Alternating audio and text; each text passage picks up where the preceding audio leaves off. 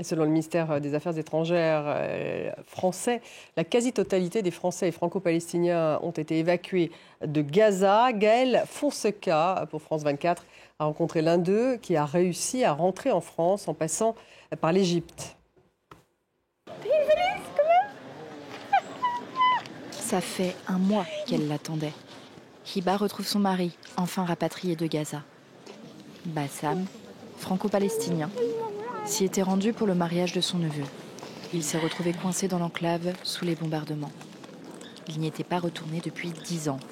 Des membres de ma famille sont morts, des maisons qui étaient complètement rasées par l'avion israélien.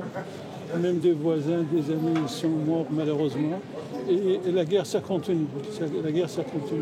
Bon, je suis soulagé d'être là en France avec ma petite famille, mais le reste de ma famille est là-bas. Et tout ce que je demande, qu'on arrête les massacres, qu'on arrête la guerre.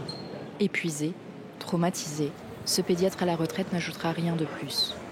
Après de longues semaines d'attente, son retour n'est qu'un premier apaisement pour sa famille. Et même si mon père rentre, tout n'est pas fini, quoi, loin de là.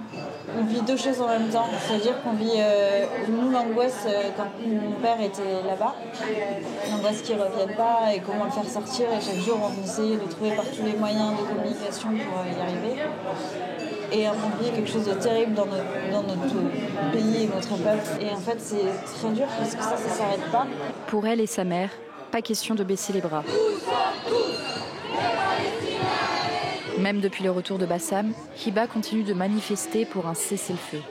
Sans son mari, toujours au repos, hanté par ses souvenirs. Il fait semblant de dormir, mais il ne dort pas. Même jusqu'à maintenant, il y a des moments où je ne réalise pas qu'il est là. Il a un mot dans sa bouche, mais cessez-le-feu, c'est tout ce qu'il demande. On fait tout pour ça. Les mecs, c'est pour ça. Un combat à distance qui leur permet aussi de traverser leur deuil.